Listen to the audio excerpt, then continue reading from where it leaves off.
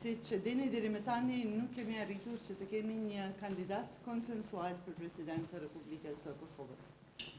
Në mungesë të një kandidati konsensual,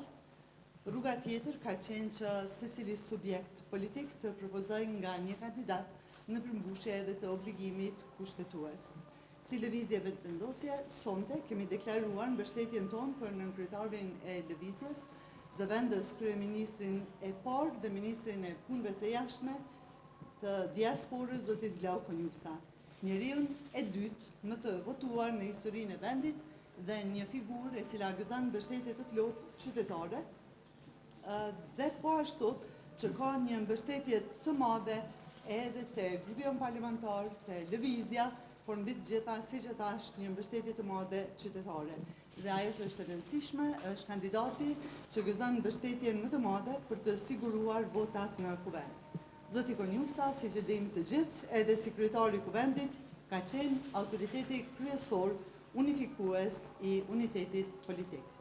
Ne e kemi kandidatin tonë dhe tani presim edhe nga subjekte tjera politike, nga PDK dhe nga LDK, që të paraqesin kandidaturat e tyre në mënyrë që të përmbushim kriterin kushtetues për të paktën 2 kandidatë të cilët do të garojnë për pozitën e presidentit. Secili subjekt duhet të marrë përgjegjësinë që të ofrojë kandidaturën së paku për 2 arsye. E para, për përmbushjen e kriterit kushtetues dhe për të mundësuar një garë të mirëfillt në mes të kandidatëve që garojnë, dhe së dyti, dhe që është më rëndësishmja, për të shmangur zgjedhjet e reja, të cilat evitohen në rast se do të kemi edhe një kandidat të dytë dhe një votim të suksesshëm për presidentin. E di që në kohët e fundit ka pas një vëmendje të madhe edhe nga ju media, por edhe një debat e interesim të qytetarëve rreth çështjes së kandidimit të presidentes për edhe një mandat. Në lidhje me këtë, ju njoftoj që si lëvizje i kemi ofruar edhe presidentes zonjës Vjosa Osmani në nënshkrimet për kandidaturën e saj, edhe pse nga ajo që dim, asnjë subjekt tjetër politik deri më tani nuk e ka bërë një gjë të tillë dhe madje kemi pas edhe deklarata të subjekteve politike, në këtë rast të PDK-s, për mos mbështetjen e zonjës Osmani. Me qenë se zonja Osmani nuk ka pranuar këtë ofertë, tani duke marrë parasysh edhe dinamikat aktuale, edhe kohën e shkurtër deri nesër në ora 24 për të zgjedhur presidenten, por edhe numrat e subjekteve të tjera politike, pra që nuk kanë numrin e mjaftueshëm të deputetëve për të siguruar 30 nënshkrime për të përmbushur kushtin pra për nominimin e kandidatit për president, ne si lëvizje vetëvendosje kemi qenë të gatshëm, vazhdojmë të jemi, të ofrojmë nënshkrimet edhe subjektet e nënshkrimet e deputetëve tanë edhe për subjekte tjera parlamentare për të ofruar kandidaturat e tyre potenciale. Për shembull, ne mund të japim 10 nënshkrime të cilat janë të nevojshme për Partinë Demokratike të Kosovës që të kandidojë të nominojë një kandidat për president dhe në të njëjtën kohë mund të ofrojmë edhe 20 nënshkrime të deputetëve tanë për të nominuar një kandidat për president apo presidente.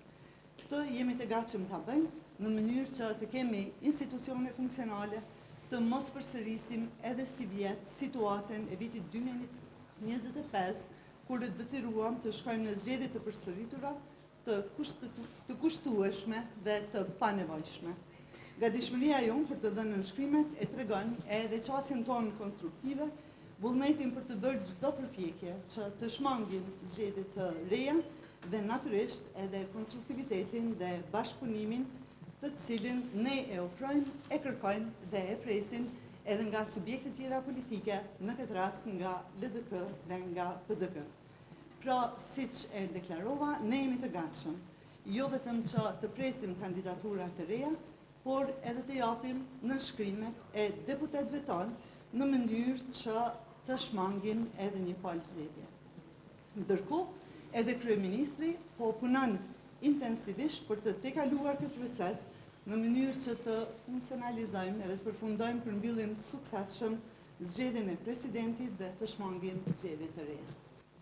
Lëvizja vetëvendosje, siç e përmenda, i ka numrin e mjaftueshëm të deputetëve për të ofruar 2 kandidatura, por duke dashur që të ofrojmë një mundësi për bashkëpunim dhe për një garë e cila